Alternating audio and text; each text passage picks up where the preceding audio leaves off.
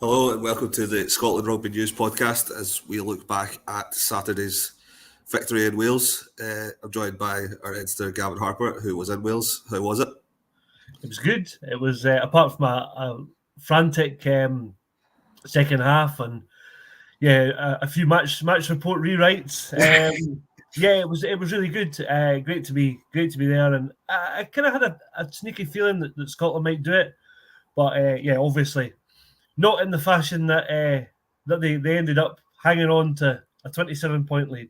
Yeah, I think your tweet at halftime probably summed it up perfectly of not to get too far ahead of ourselves, and turned out to be right. But I was just thinking that obviously it's 22 years since Scotland won in Cardiff. It's a historic moment, but there's a weird sense of disappointment among the fans amongst everyone. You could see Finn Russell after the game in his interview on BBC, where you could tell he just wasn't buzzing about it, but he just captained Scotland to the first one down there in 22 years. Like, should there be a more upbeat feeling about it? Because for how long have Scotland had the glorious failure tag where they got close but they never did it? So maybe it's time that we.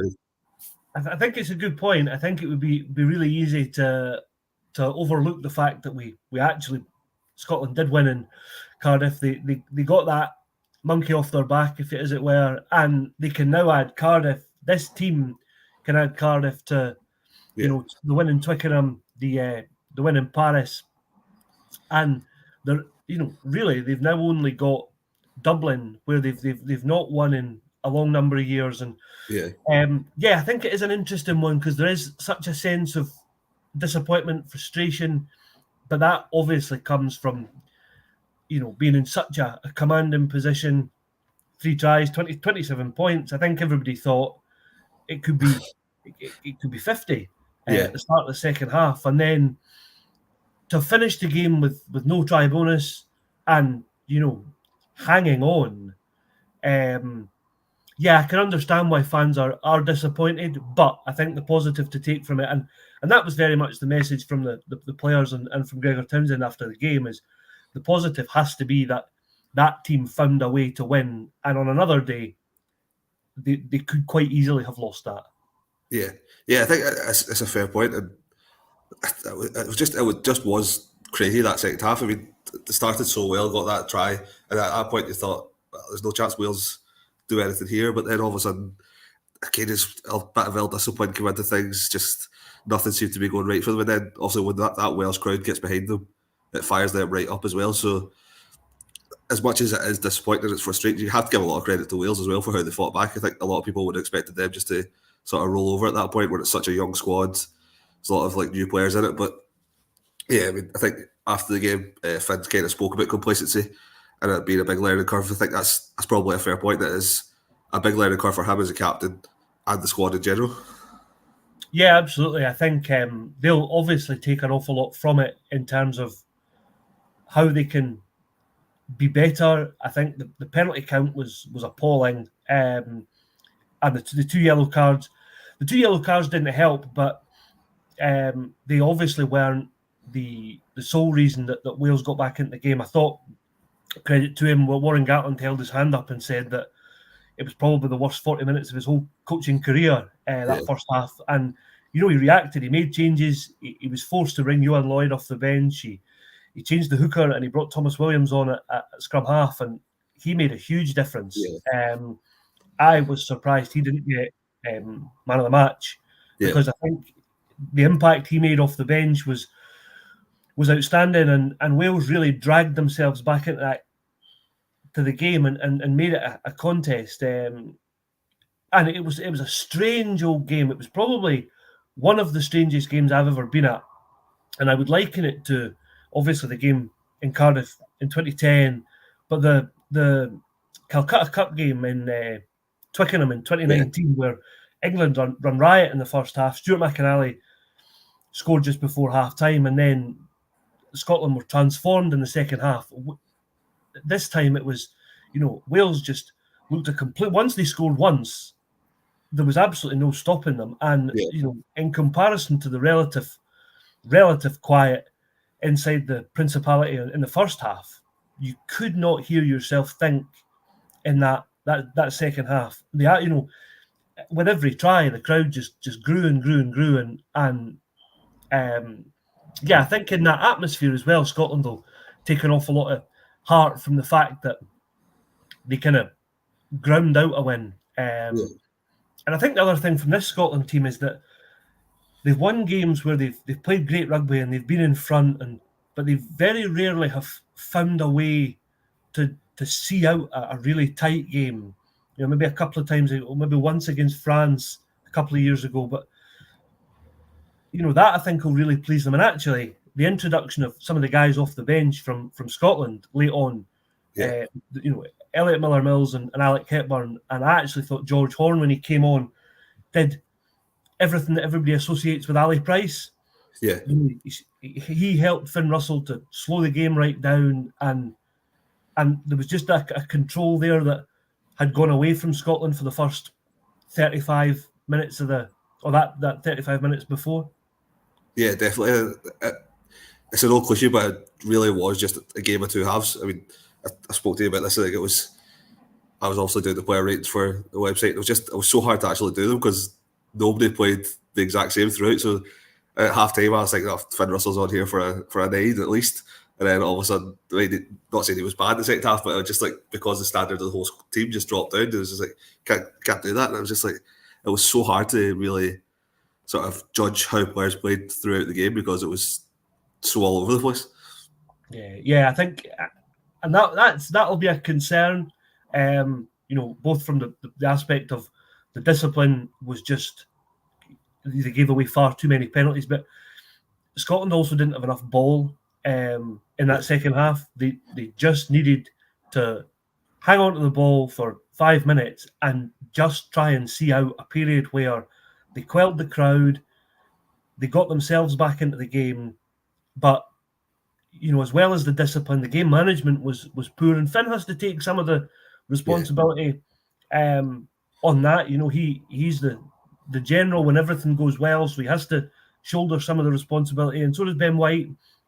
The set piece, I thought the starters struggled at the set piece. George Turner didn't have probably his greatest afternoon, which obviously culminated with the yellow card. But you know, losing Richie Gray was a blow at the line out. So there were challenges that Scotland faced that, you know, on another day would have caused complete panic. They ended up with Sione Tuipulotu in the back row for the last 10 minutes. So, yeah, I mean, there was an obvious drop, and that will worry them, especially, you know, I'm sure we'll talk about this weekend, but there will be better teams that Scotland play than Wales, and they won't be able to have a drop-off like that again, not least for your player ratings. But, I mean, we have focused on the negative there, but a lot of obviously the second half because of the way it happened, but that first half was absolutely brilliant from Scotland. There was some of the best rugby I've seen them play in a long time. I thought it was just exciting to watch. It was just, everything about it was just really fun.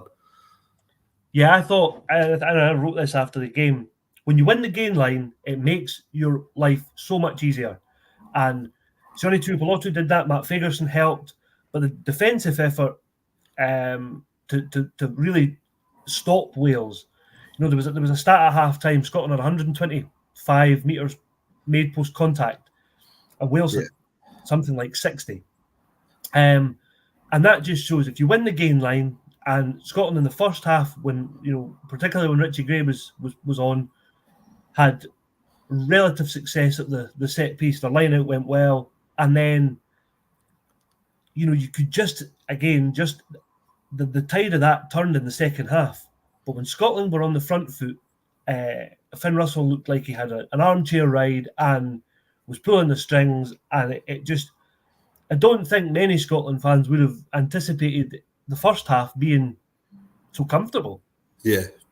I mean, don't think I've ever seen Scotland that comfortable in Wales, especially. But speaking of Richie Gray, like also when he went off, there was the problems in the line out after that. But also, how big a loss was his experience in the second half? When you think that when you're under pressure, you look to your older heads, and he would have been perfect for that. But obviously, the injury was kind of a big blow. Yeah, I think it was, and you know, it was probably not helped by the fact that Scotland also didn't have Grant Gilchrist in there as well, because he's somebody that does and when he plays, he does a lot of the talking, and a lot of the emotional leadership comes from Grant. So I think that it was probably a double whammy. Grant was out with suspended, then Richie got injured. So I think it was a blow, but Scotland still had enough experience with the likes of Jamie Ritchie. Sam Skinner came on, who's been around for a number of years, an experienced player. They should have dealt better with it, but no doubt losing Richie Gray was a blow in the game, and it's going to be a blow for the championship. And I think Gregor Townsend touched on that when we spoke to him on Saturday, that actually having Grant Gilchrist back to play France tempers that somewhat, because you need that experience again in these big games. Yeah, I thought it was an interesting comment from Finn after the game on BBC as well, where he spoke about how the players didn't really, in the second half, they didn't really seem to listen to the sort of suggestions from the coaches or from him at that point, and it was a bit of a worry for him at that stage. How concerning is that maybe that they just weren't listening to the messages that were getting sent to them? Yeah, it's a good point. Hugh Jones actually spoke after the game about the players, and he included himself, trying to almost fix the problem on their own. Yeah, and he said, we've just got to stop that. We're far stronger working as a unit than we are when we dive into rucks on our own, or we just do daft things. And that's where Scotland are going to have to double down this week. I'm sure they'll have had a reasonably harsh review this morning, and they'll be back on the training field tomorrow. But if you play if they got lucky, if you play France or Ireland, for example, and you're trying to be a hero on your own, you're going to get picked off. They're too good for Scotland to try these individual moments of brilliance. Even I saw a couple of clips from fans over the weekend of the very last play when Duhan thinks he can reach and score, when the sensible option maybe on another day was to take that ball in, and one more phase and Scotland probably would have scored, and then you come away with the bonus point. Yeah, definitely. I think we spoke about it earlier, but I think that probably is the frustrating part, that not getting that bonus point was probably a bit of a problem. And then obviously going into this week, France on Saturday, who are obviously coming off the back of a pretty poor defeat at home. I didn't see all of the game because I was obviously covering the under-20s, but what I did see, I thought they were pretty poor in it. They didn't really show their best strengths, but they're also going to be hurting coming to Edinburgh this week, so it's going to be some challenge trying to get a result off a team like that. Yeah, 100%. It's I suppose it's what the Six Nations is all about, but yeah, it's going to be a huge challenge. Scotland will fancy their chances, but they've got a reasonably decent record against the French at Murrayfield. But there is part of, I think, every Scotland fan now, after the two games at the weekend, Wales scored 2 tries off directly from driving lineouts, and the French pack is considerably more formidable. No slight to Wales, but France's pack's probably up there when the top 2 in the world with South Africa. So they will look at that, and they will look at how Scotland's scrum struggled at times in Cardiff, and I would expect France to come route one, set piece, scrum and line out, and if, fundamentally you can have the best fly half in the world, and if you don't get him the ball, if you don't win parity up front, it can be a long afternoon. Yeah. So that, I think, is Gregor Townsend said after the game that he was quite keen to keep the players celebrating a first win in Cardiff for more than 2 decades, that Pete Horne and John DL had already started thinking about France and how they will have to be better. Yeah. Do you see, obviously there's a couple of days training and stuff before the team gets announced on Thursday, but do you see many changes in the Scotland team ahead of that game? Yeah, there will have to be a couple. I think Luke Crosby and Richie Gray won't make it. Certainly that was the noises that Gregor Townsend was making after the game on Saturday night. So I would assume Grant Gilchrist comes in for Richie Gray in the second row, and that leaves Sam Skinner on the bench. I thought Sam Skinner played well on Saturday, but I think he's a handy player to have on the bench because he gives you a wee bit more cover. He can play in the back row, so it avoids Scotland having to go that 6-2 route on the bench because you've got somebody there who can play across the back five of the scrum. And then I think I would like Jack Dempsey to come in. He's probably Scotland's most direct, along with Pierre Schumann, direct ball carrier. So I would bring him in at 8 and move Matt Fagerson to 6.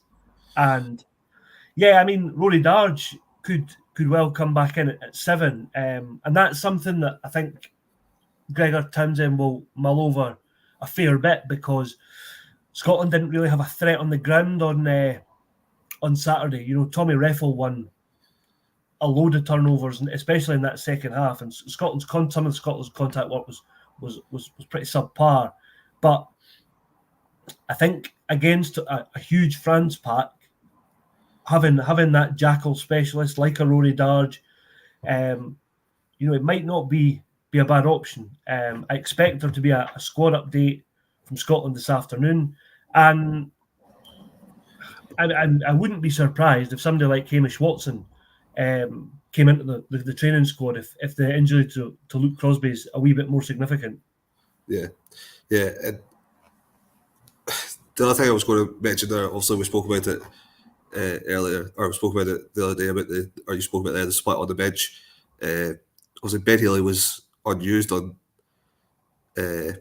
Saturday. Would it have been a better option for Gregor to go 6-2, or would obviously that second half he could have used some more replacements in the forwards? But what do you think? Would it have been better to do that, or especially against a France team that's going to be like that on Saturday?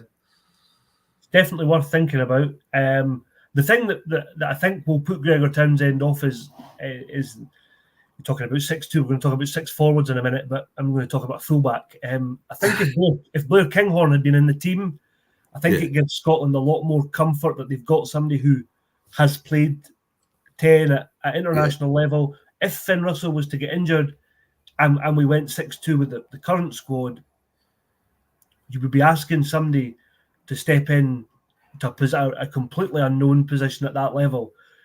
I think that's the thing that probably will sway him against it. But I wouldn't be surprised if Ben Healy was one of the two backs and somebody like a Cameron Redpath, who I actually thought did pretty well when he came on at the Principality, if he possibly dropped out for another back five forward, just to give Scotland the comfort of having a specialist 10, but also knowing that Finn could play 12 if he had to, Sione could play 13, Hugh Jones can play fullback. So there's a lot of moving parts, and George Horn could play on the wing if we were in a disaster situation. So I think it's something Gregor Townsend will think about, but probably I would expect him to decide against. And so we'll just look at the other couple of games that also happened at the weekend. Ireland beat France, England beat Italy. I think it was quite an interesting game in Rome. I think Italy came away with it with a lot of plaudits. So what did you make of the two games? Yeah, I think the easiest place to start is the first game in Marseille. I thought Ireland were exceptional. I thought Joe McCarthy in the second row was phenomenal. Their back row again, O'Mahony, Van der Fleer and Caelan Doris were excellent. I think a lot had been made about Ireland playing without Johnny Sexton and France playing without Antoine Dupont, but I expected more of France. I expected the likes of Charles Oliveau, Greg Aldrit, Mathieu Jalibert to almost step up and fill that void that Dupont leaves France with, but it just didn't happen. And actually, some of Ireland's more experienced players, the likes of Robbie Henshaw, Bundy Aki, they filled that void that Johnny Sexton's kind of left. And yeah, I was surprisingly impressed with Ireland, but equally disappointed with how France played. And from a Scottish point of view, you know, the last thing you want is an angry France coming to Murrayfield. So yeah, that was probably the surprise of the weekend. And then, yeah, again, credit to Italy. They were in front for a while, and I think they'll be kicking themselves because they probably had a chance to win that game.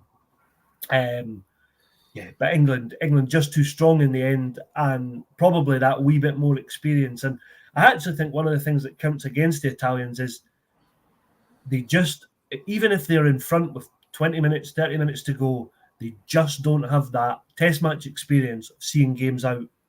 And I think that is a hindrance for them. And there's only one way to get that. So they just need to keep going. But I think they'll take a lot of heart from the way they played into round 2. Yeah, definitely. Well, we'll leave it there for today.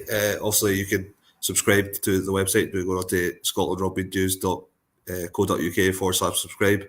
It's £1 for 6 months at £12 for the year. So come on there, support us, and we'll be back later in the week to discuss the France game in more detail. Have a good one.